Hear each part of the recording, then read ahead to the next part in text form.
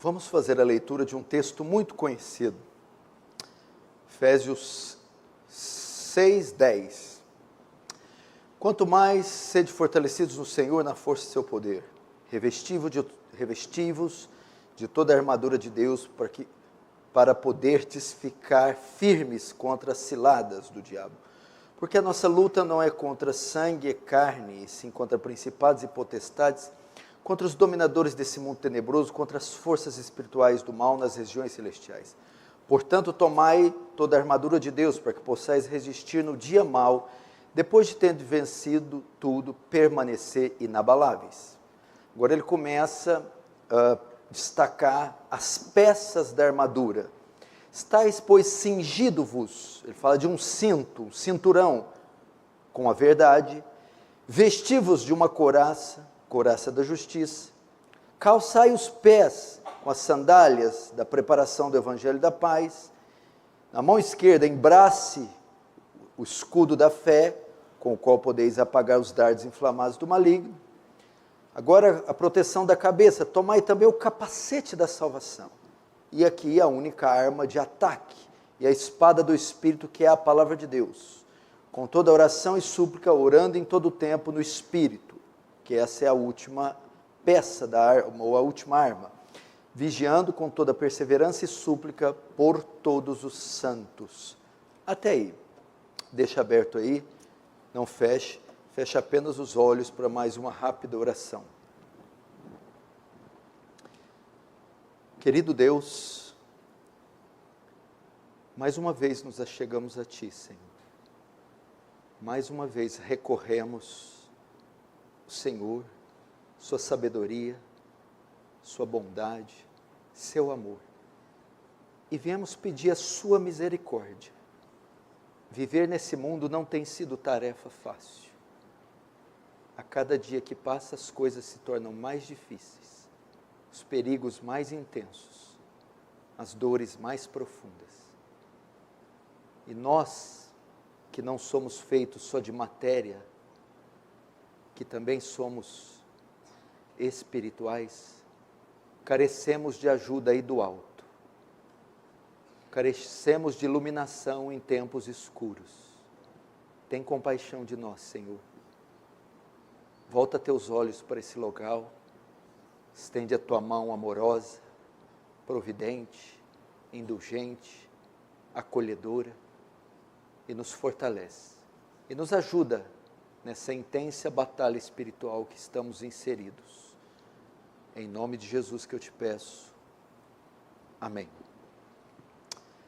Queridos irmãos, prestem muita atenção no que eu vou falar aqui. É muito importante que tenhamos atenção, porque a nossa edificação, nosso crescimento, não se dá só por ouvir a mensagem, mas também por assimilar a mensagem, compreender a mensagem.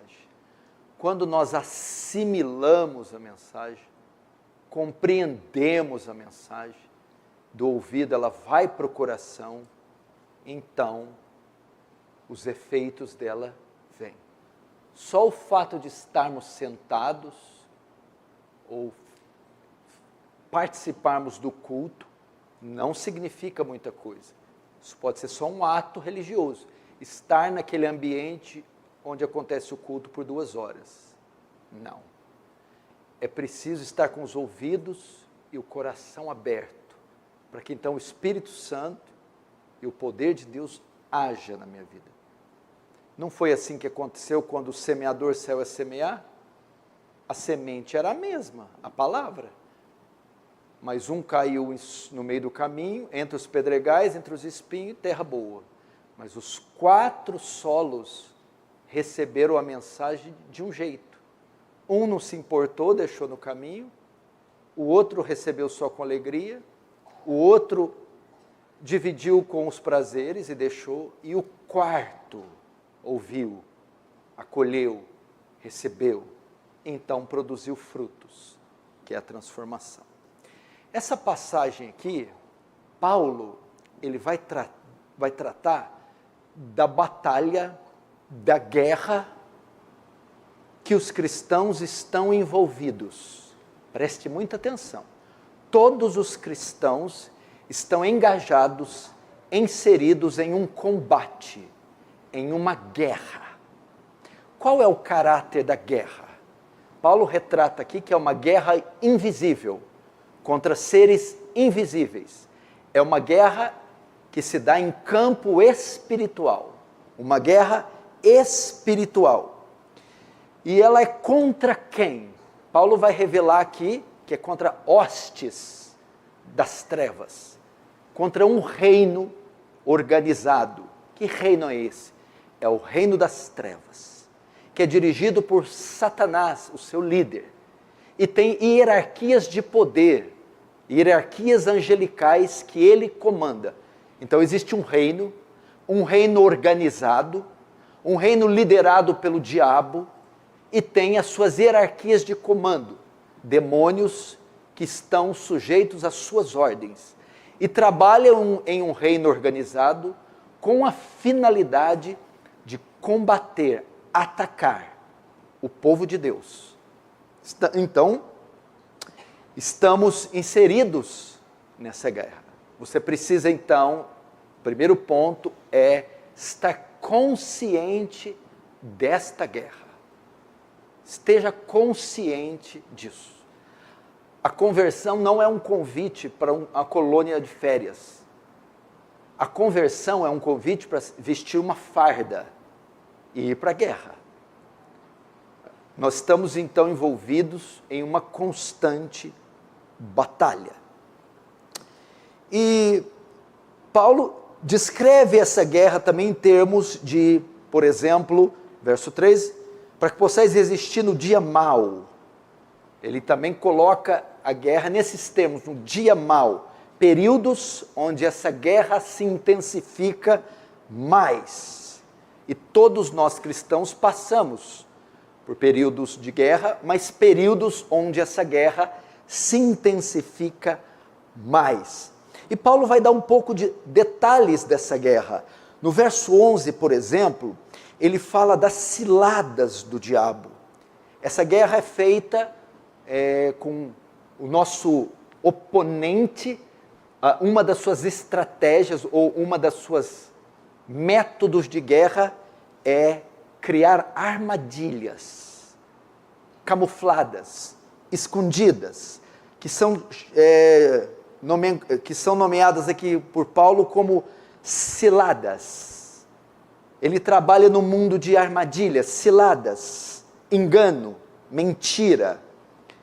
Aqui ele fala de alguns detalhes. O outro, no verso 16, ele fala, por exemplo, dos dardos inflamados, do maligno. Ele investe pesado contra a mente. Dardos e setas são sugestões, sussurros, mentiras, sedução. E o verso 12, ele revela quem orquestra esse dia mau. Porque a nossa luta não é contra a carne ou sangue, sim contra principados, potestades, dominadores desse mundo tenebroso, contra as forças espirituais do mal. Quem está por trás dessa guerra, orquestrando ela, é Satanás e os seus anjos caídos. E muitos dos que estão aqui estão engajados nessa guerra, engajados neste combate. Essa é a verdadeira guerra que enfrentamos. Mesmo as guerras físicas.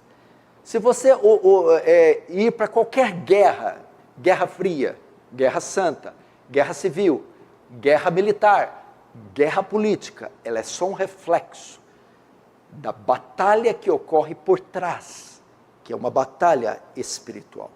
Então, quanto à guerra, isso está claro, ok? Que todos nós estamos inseridos numa guerra, está claro. Você passa, sofre tentações, oposições, sedução, você sofre opressão, isso o tempo todo. Agora a pergunta que temos que fazer é, como vencer a guerra? Como entrar para a guerra e sair vitorioso dela. Como lidar com esses poderes, com essas inteligências, com esses seres. Como atravessar essas armadilhas, essas ciladas, sem cair. Paulo aqui apresenta também a solução. Paulo não nos exclui da guerra. Ele não diz que devemos fugir da guerra, evitar a guerra. Isso é para covardes. Paulo diz que sim, não temos como evitá-la.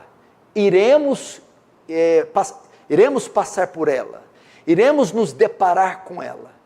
Então, já que é inevitável passar por ela, ele vai nos ensinar como vencê-la, como triunfar dentro dela. Verdade, fato é que muitos estão em derrota nesta guerra. Seduzidos, caem na sedução. Tentados, cedem à tentação. São oprimidos e estão em constante guerra, para não dizer em prisões, em verdadeiros cativeiros, que Satanás submete certos indivíduos. Lembra quando Jesus curou uma mulher que estava encurvada? O que ele responde? Os fariseus vão ficar indignados com ele por ele ter curado ela. Ele vai responder: não devia eu curar essa filha de Abraão, que está há 18 anos cativa do diabo? Era uma mulher cativa, prisioneira de Satanás. Agora Paulo apresenta então a tática, o método, o meio para vencer. Na verdade, ele diz assim: todos que vão para uma guerra precisam se equipar para a guerra. E Paulo vai apresentar isso.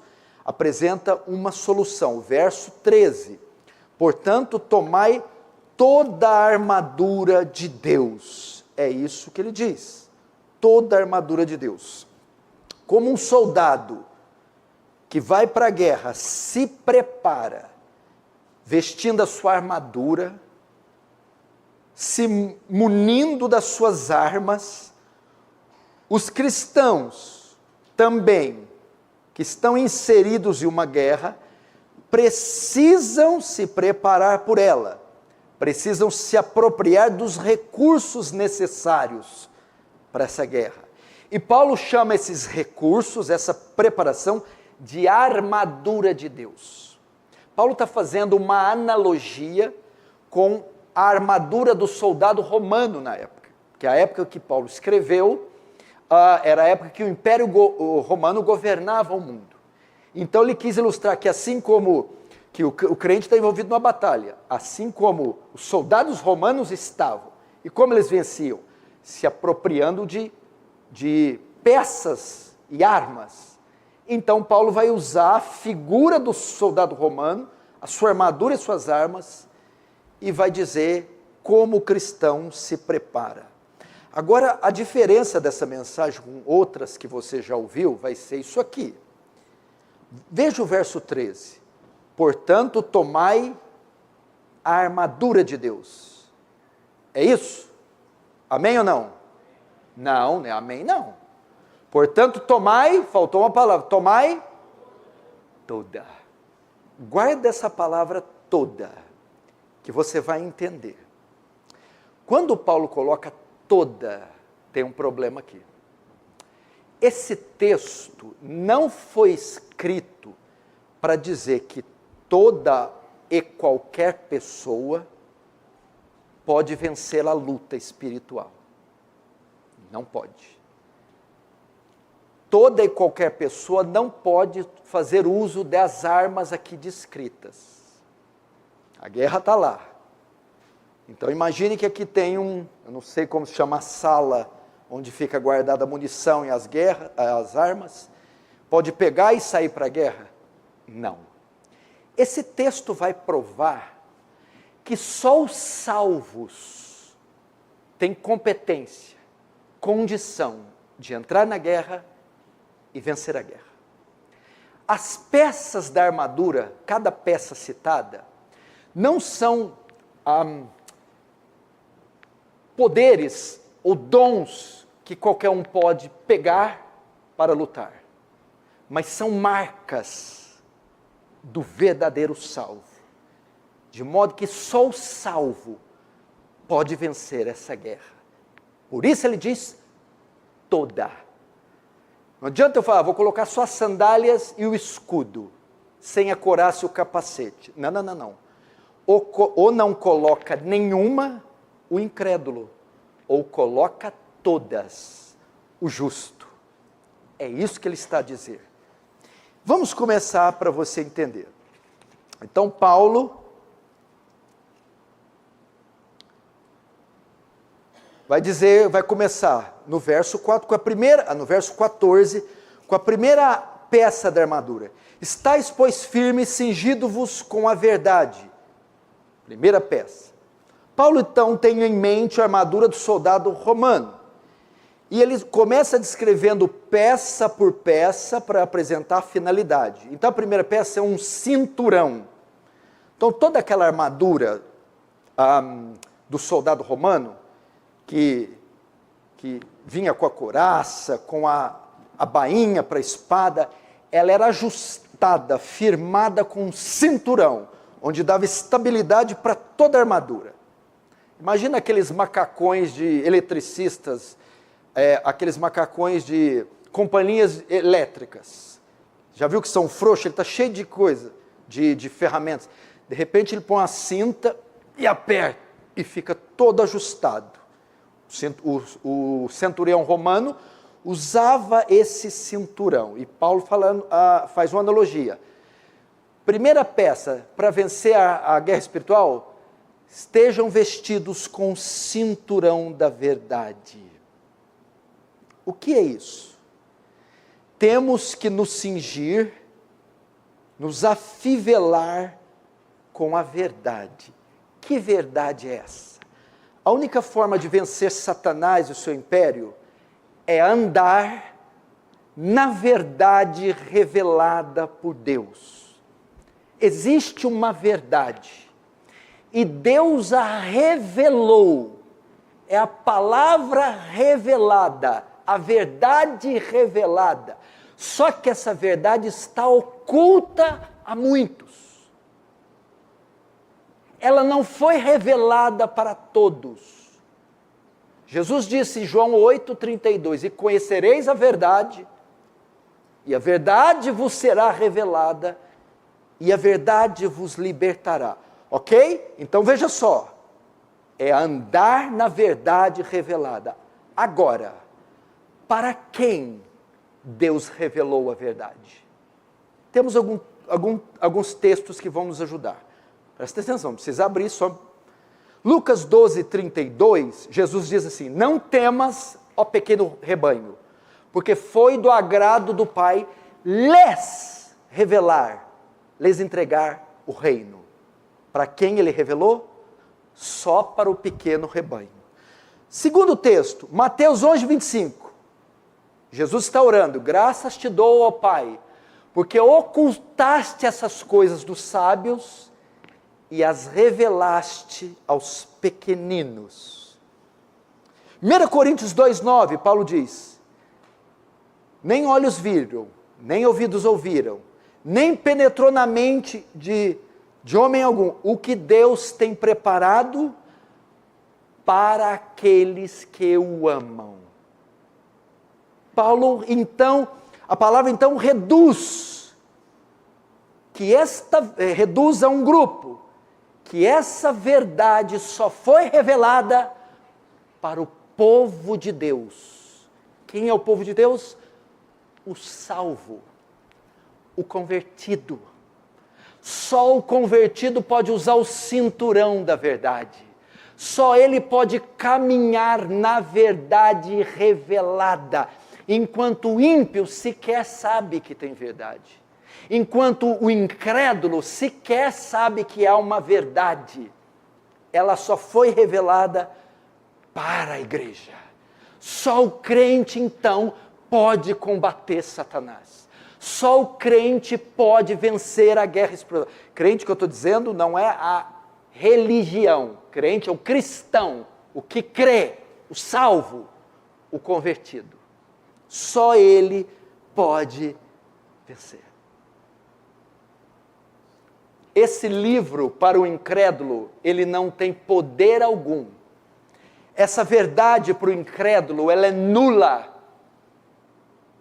Ela não tem nenhum efeito.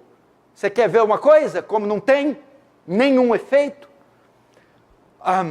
Atos 19, verso 15, pode pôr na tela. 7 filhos do sacerdote Cefas vê uma pessoa endemoniada e vai fazer ali um ritual de exorcismo, vai expulsar o demônio do endemoniado.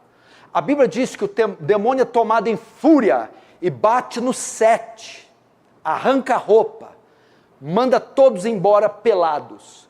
Mas antes, os filhos de Cefas vão fazer uso da palavra e vão chegar assim para o demônio: demônio, nós te esconjuramos em nome do Jesus que Paulo prega. Demônio, nós te mandamos sair no nome do Jesus que Paulo prega. O demônio para, demônio pedagogo, inteligente, cortês, fino. Peraí, deixa eu explicar um negócio para vocês. Jesus eu conheço. Paulo eu sei quem é. E vós, quem sois? Eles usaram a palavra. Te mandamos embora em nome de Jesus, igual os apóstolos faziam. Quando o demônio diz para ele assim: Jesus eu conheço, ele é a própria verdade encarnada. Paulo eu conheço, foi revelada a verdade para ele. Agora você não tem o direito de usar esse cinturão. Bateu no 7. Só o salvo vence a batalha espiritual. Vamos ver isso também na segunda peça da armadura. Ela traz a mesma verdade. Veja, verso 14: estáis, pois, firmes, cingindo-vos com a verdade e vestindo-vos da couraça da justiça. Ok? Se o cinturão, se a fivela, o cinto, a correia, ia aqui e dava estabilidade, até para segurar as outras armas, a segunda peça da armadura do centurião romano era uma couraça, uma peça que cobria do pescoço até as coxas. Consistia de 2 partes, uma cobria a frente e a outra as costas, guardando os órgãos vitais do soldado. É só você ver cavaleiros medievais, soldados romanos. Então, ela protegia de golpes em órgãos vitais. E Paulo vai dizer: quer vencer? Estejam vestidos da couraça, mas não a de metal, não a do centurião, a couraça da justiça. Que couraça é essa? Não é a justiça própria. Vocês, para vencer a batalha, precisam estar vestidos da justiça de Cristo.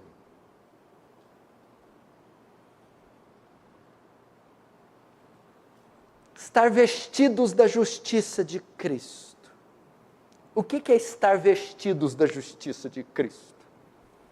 Todo homem na face da terra, todo ímpio, é um incrédulo, é um injusto.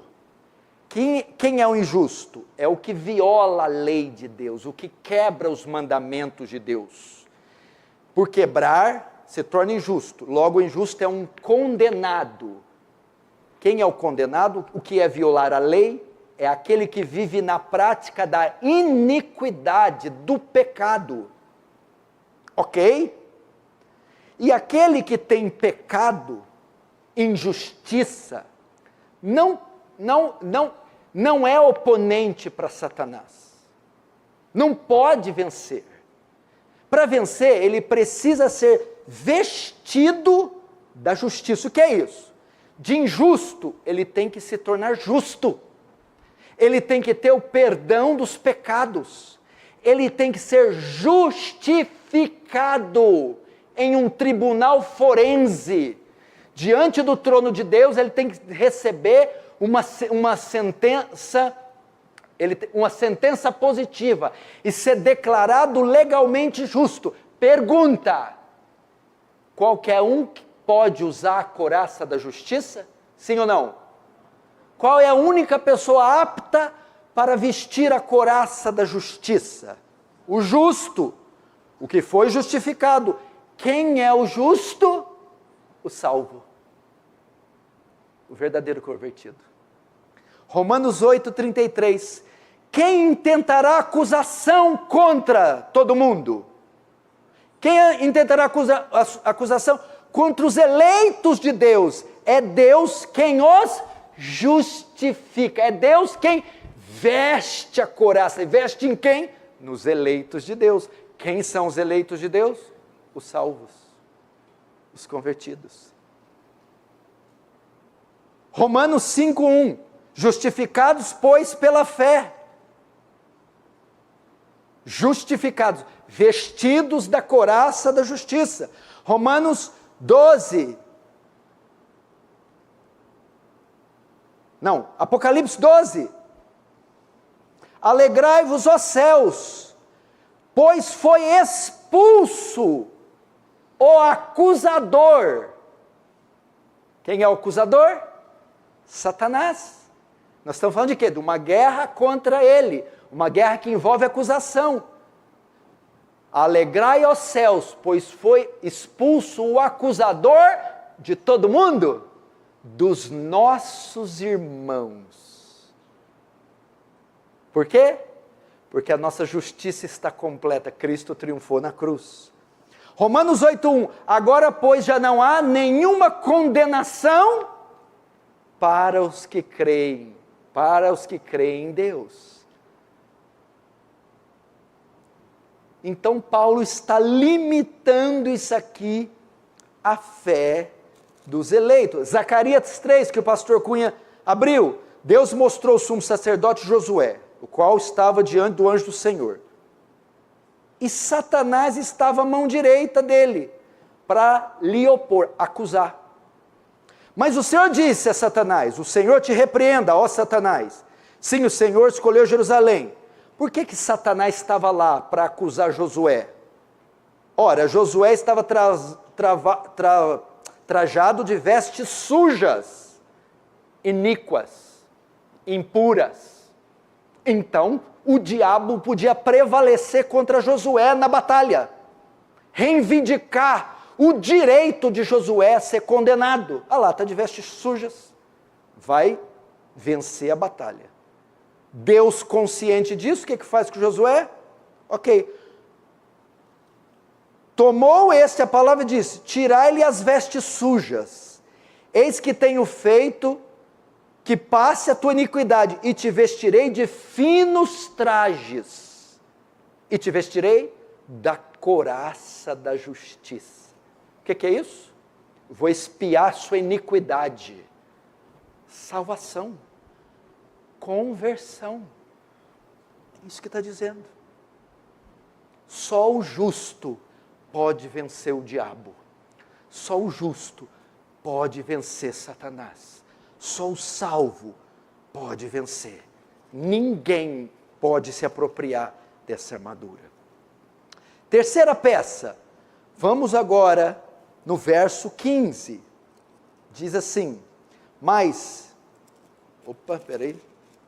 verso 15. Calçai os pés com a preparação do evangelho da paz. Bom, a fim de aumentar a facilidade de movimentos sobre os diferentes tipos de estradas, os soldados romanos costumavam usar calçados fortemente cravejados com pregos. Aquilo fazia o quê?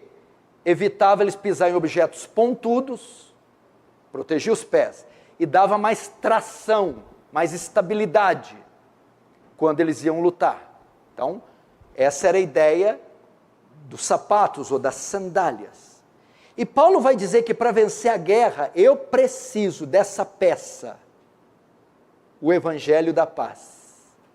O que é isso? Romanos, capítulo 5, verso, justificados, pois pela fé, temos paz para com Deus, ok? E o que mais? Eu vou ler, não precisa abrir, para você entender o que ele está dizendo aqui. Romanos também 5, verso 10 e 12 diz, verso 10 e 11, porque se nós, quando inimigos, fomos reconciliados com Deus mediante a morte de seu Filho, muito mais, estando já reconciliados, seremos salvos pela sua vida. E não apenas isto, mas também nos gloriamos por nosso Senhor Jesus Cristo, por intermédio de quem recebemos agora a reconciliação. Porque, preste atenção, Evangelho da Paz, calce, tenham sobre os seus pés calçado as sandálias do Evangelho da Paz. Evangelho da Paz? Que paz é essa? Na vida pregressa, no mundo, no pecado, éramos inimigos de Deus. Havia uma inimizade entre nós e Deus. Não havia paz em Deus Santo com pecadores injustos. Quem trouxe a paz entre as partes? O Evangelho da Paz. A morte, ressurreição de Cristo nos reconcilia e a fúria de Deus contra nós é removida e agora temos paz. Ou seja, só vence a batalha espiritual quem tem paz com Deus mediante a cruz de Cristo. Quem tem paz com Deus? Só o salvo. Nós temos um amigo, o ímpio tem um inimigo. Quem é o inimigo do ímpio?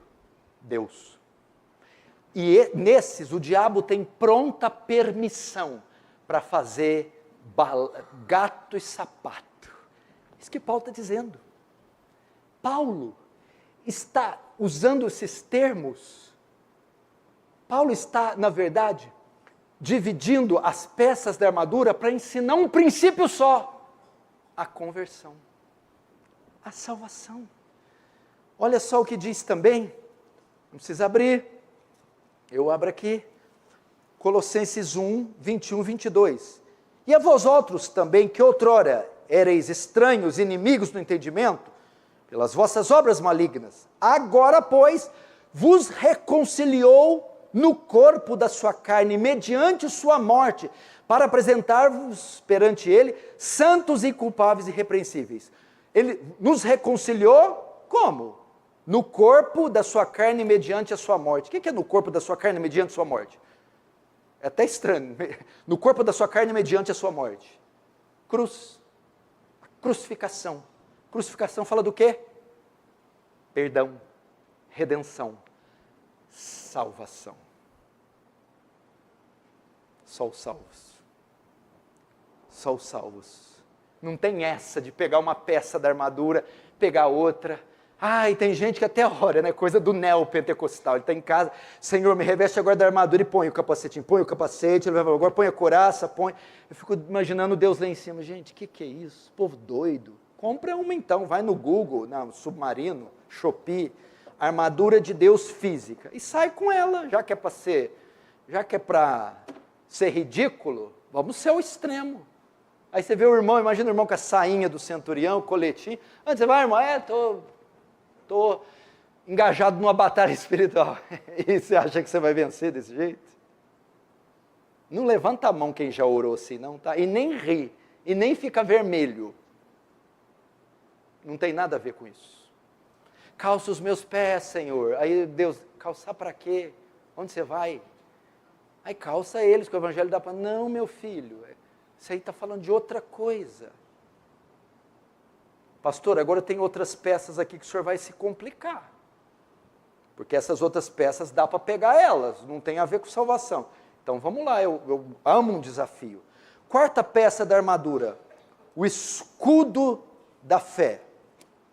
O escudo da fé. Verso 16. Embraçando sempre o escudo da fé, com o qual podeis apagar todos os dardos inflamados do maligno. Entre as armas defensivas estava o escudo para a proteção de todo o corpo.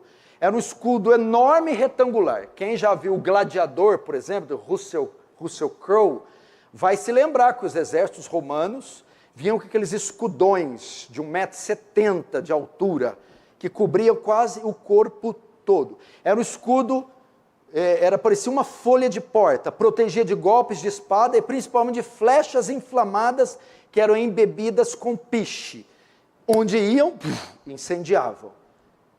Paulo diz que assim como escudo era a arma de defesa dos centuriões romanos, essa também é a nossa grande arma de defesa contra Satanás, a nossa fé. Quando aquela avalanche de setas, dardos, opressões, sussurram no nosso ouvido, seduzem, nos tentam, como Jesus falou, Satanás pediu permissão para te peneirar, Pedro. O que é peneirar? A ideia ali é do trigo, sacode para a direita, para a esquerda, para cima, para baixo, ele vai vir igual um leão. Não sei se vocês já viram algum vídeo de, por exemplo, vídeos de savanas africanas, ou de animais, quando um leopardo, guepardo, um leão tenta pegar esqueci o nome agora, do porco-espinho, tem um outro nome. Qual que é o nome? Não, javali, porco-espinho. O homem tem 3 doutorados, javali. Javali com porco-espinho. Vamos pegar o porco-espinho. Ouriço, também não deve ser esse nome, não. Enfim. Ele vai e começa a lançar aqueles espinhos, e no fim, você viu, a boca do leopardo fica cheio daqueles espinhos. Mas o que ele acontece? Até ele se dar por vencido, esse leopardo vai pela esquerda, vai pela direita, e vai, o tempo todo. Ele quer tentar uma brecha, dar a pata para pegar. Satanás faz dessa forma, o tempo todo. E só quem está com aquele escudo enorme pode resistir os sussurros. Ok? Entretanto, I have good news for you, or bad news. Só os eleitos possuem essa fé. A carta de Judas diz que é para batalharmos para a fé, que um dia foi dada a todo mundo, foi dada aos santos. Efésios capítulo 2, 6 e 9, pela graça sois salvos, por meio da fé. Está falando de quem? Pela graça sois o quê? Salvos. Então está falando dos salvos, por meio da fé. Isso não vem de vós, é dom de Deus. O que é isso não vem de vós? A graça e a fé não vem de vós, é dom de Deus. E para quem que ele dá o dom? Para os salvos. Filipenses capítulo 1, com relação a Cristo, não foi concedido somente crer nele, mas também padecer. Mas vamos estudar o versículo. Foi concedido crer, fé. Só pode resistir às setas, os dardos, as tentações, os sussurros. Quem recebeu a fé. E a fé só é dada aos salvos, aos convertidos. Por isso que tanta gente cai, tanta gente incrédula, mas não foi salva. Por isso que tanta gente perde a batalha, não está vestida da justiça. Por isso que tanta gente se equivoca, não teve a verdade revelada.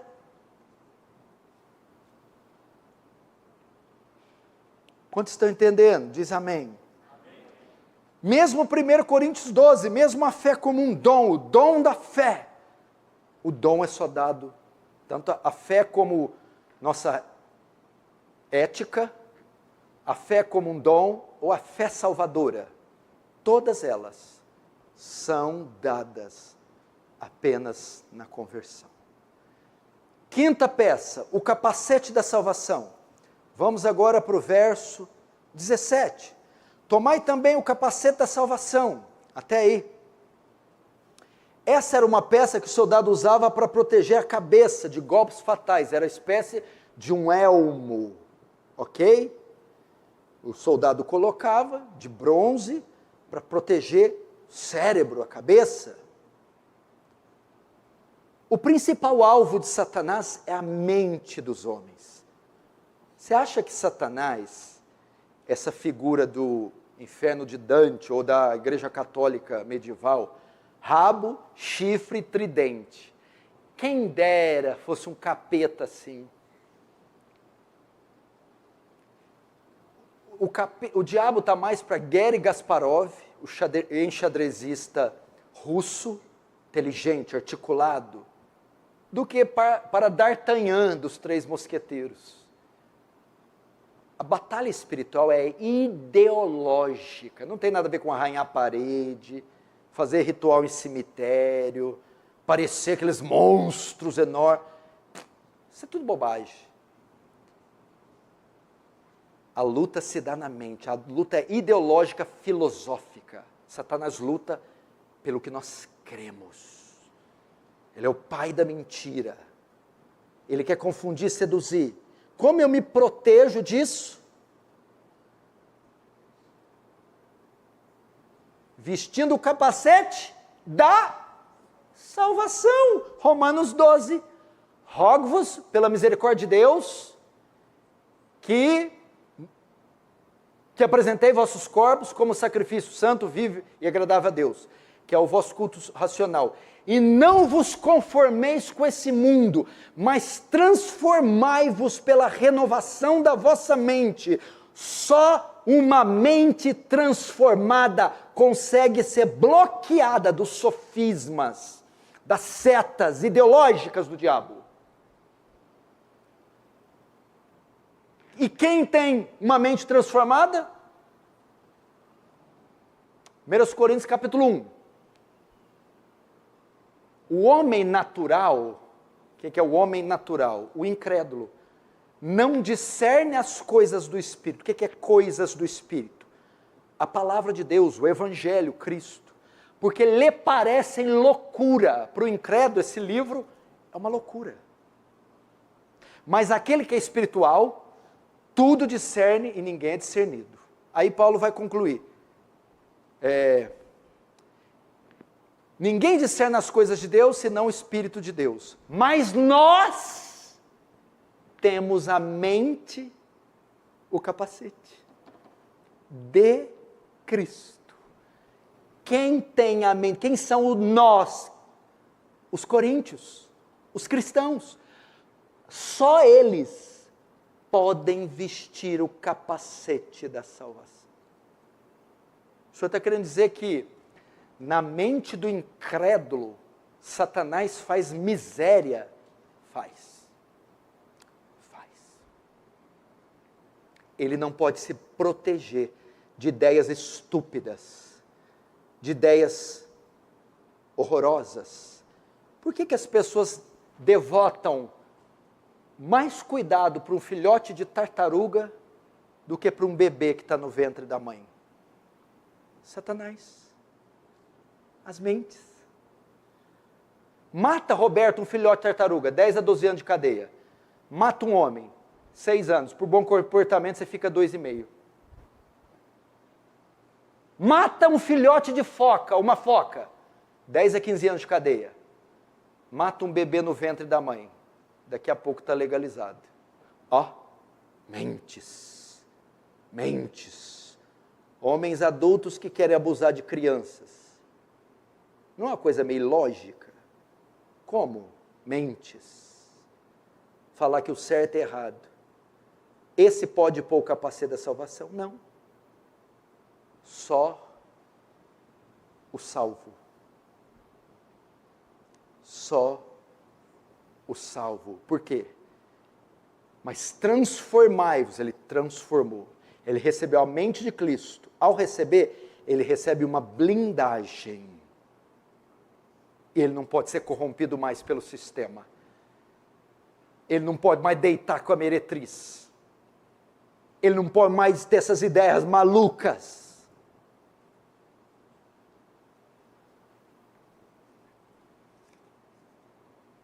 Sexta peça da armadura, a espada do Espírito. Vamos ver. Verso 17. Tomai também o capacete de salvação e a espada do Espírito, que é a palavra de Deus. A figura é a da espada curta. aquela que o soldado romano, pesadamente armado, levava. Com ela, ele não só se defendia, como também atacava os inimigos. Era uma arma de ataque. Paulo diz que nessa guerra temos uma arma também de ataque. É o que? Hebreus 4:12. A palavra de Deus é viva e eficaz, mais cortante que qualquer espada de 2 gumes, e penetra até o ponto de dividir alma e espírito, juntas e medulas, e é apta para discernir os pensamentos e propósitos do homem. Lembra de Jesus tentado no deserto? Jesus foi para o deserto, ficou 40 dias sem comer e sem dormir. Aí vem Satanás, para uma das batalhas espirituais mais épicas da Bíblia. O Filho de Deus, personificação do bem, contra Satanás, personificação do mal. E Satanás vem com toda a artilharia. E como é que Jesus vence? Está escrito, está escrito, está escrito. Ele faz uso da palavra de Deus. Agora, que palavra é essa? Como eu disse, Jesus era o próprio verbo, a própria palavra encarnada. Paulo tinha a palavra, por isso expulsou o demônio. Só vencemos, não é recitando textos. A Bíblia está disponível só para nós? Sim ou não? Não. Qualquer um pode ler a Bíblia? Sim ou não? Pode. A Bíblia tem efeito para todo mundo? O que então quer dizer aqui?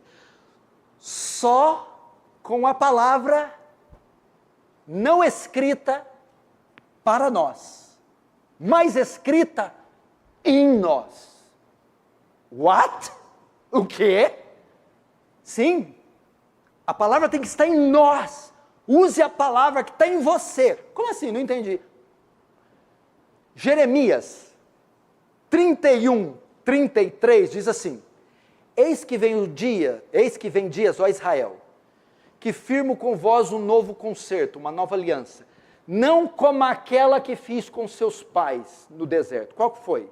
Uma aliança onde ele escreveu as leis em 2 tábuas de pedra, os 10 mandamentos.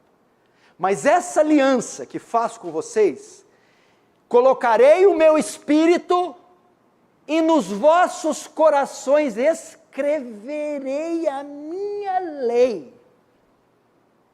O que é? Não, essa aliança não é como aquela. Aquela é o quê? A velha. A lei era dada em tábuas. Eis que vem dias, futuro, eu não vou escrever nas tábuas, eu vou escrever no coração. Que nova aliança é essa? A conversão. Ele está falando do Novo Testamento, da regeneração, do novo nascimento. Eu não tenho mais a palavra só escrita para mim, eu tenho a palavra escrita em mim. Jesus não leu nada quando batalhou com o diabo. Jesus tirou de dentro de si a palavra. Dentro de si a palavra. É com a palavra que está em vocês. É com a palavra escrita em vocês. As promessas de Deus. O incrédulo tem a lei de Deus escrita no seu coração, sim ou não? Ele pode fazer igual os filhos do sacerdote, pode usar o mesmo princípio para esse. Olha, demônio, eu te expulso e te pego com a palavra, pode até usá-la assim, física. O demônio vai baixar ela, peraí um pouquinho, deixa eu explicar o negócio. Você não é digno desse livro. Ele não tem poder nas suas mãos.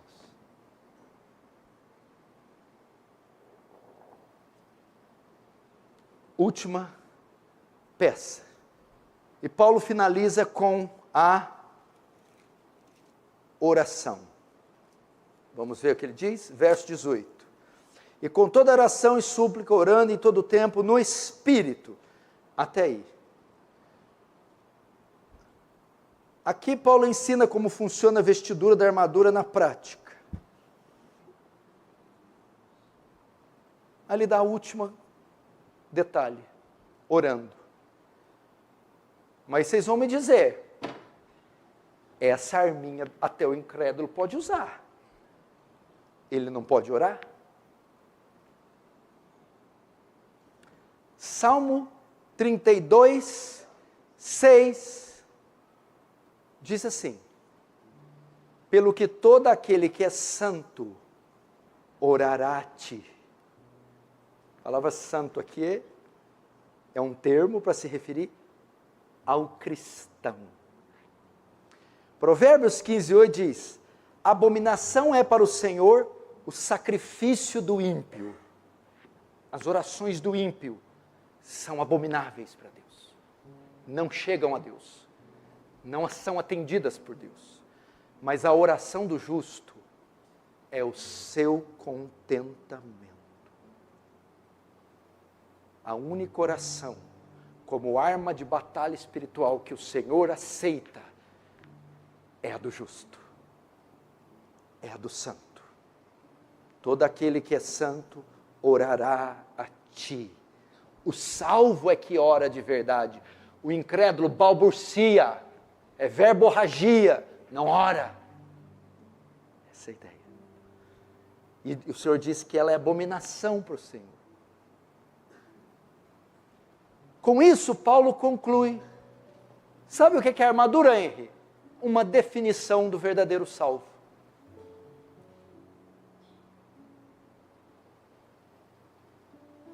Agora eu vou encerrar com 2 princípios.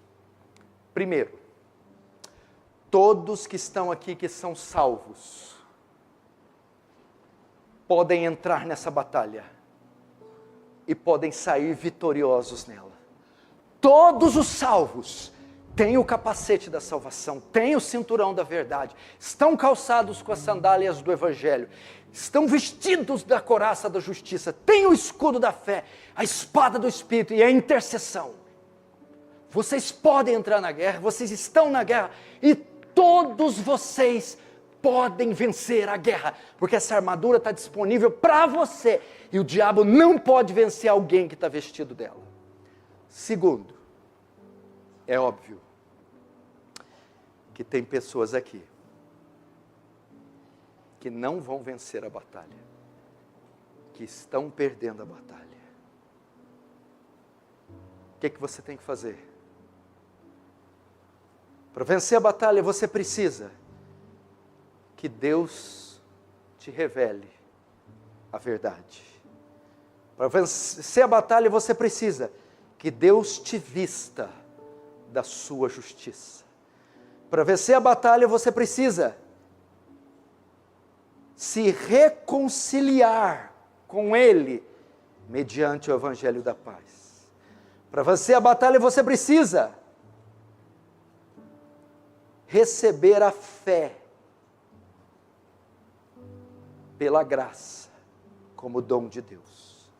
Para vencer a batalha, você precisa ter sua mente transformada pela renovação da sua mente.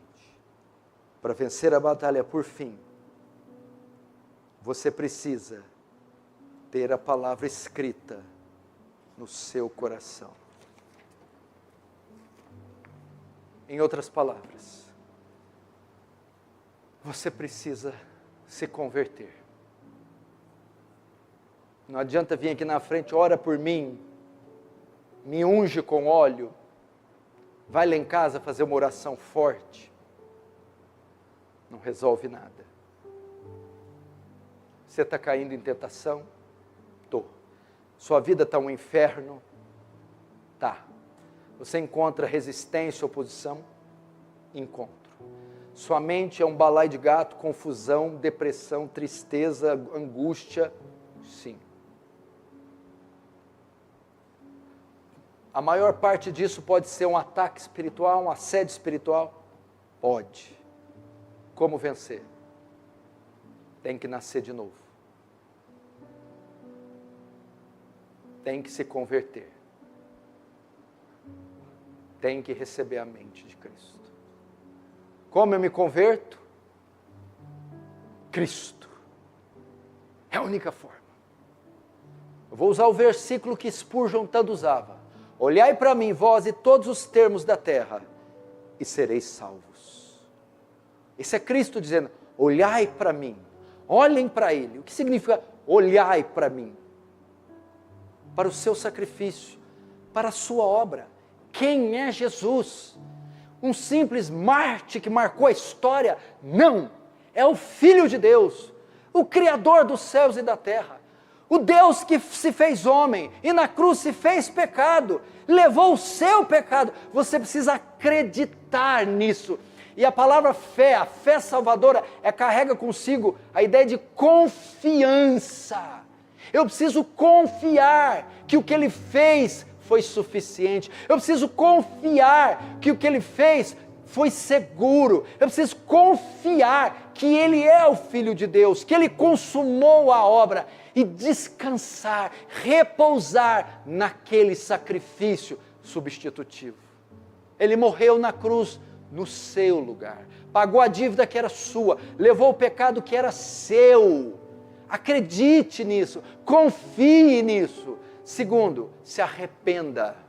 O que é se arrepender? Volte as costas para o pecado, volte as costas para o mal. Arrependimento é meia volta, giro de 180 graus, deixe a iniquidade. Estamos falando de vida ou morte, céu ou inferno. Deixe, volte para Cristo. É converter de e para, do pecado, das trevas, para Cristo. É isso. Venha. Eu já ilustrei isso aqui e sempre vou ilustrar. Todo o pecado desse mundo vai ser punido um dia. E a punição chama a ira de Deus. É como se Cristo estivesse assim hoje. Com uma mão, Ele segura a ira que está vindo nesse mundo. E com a outra, Ele estende para o pecador, dizendo: vem.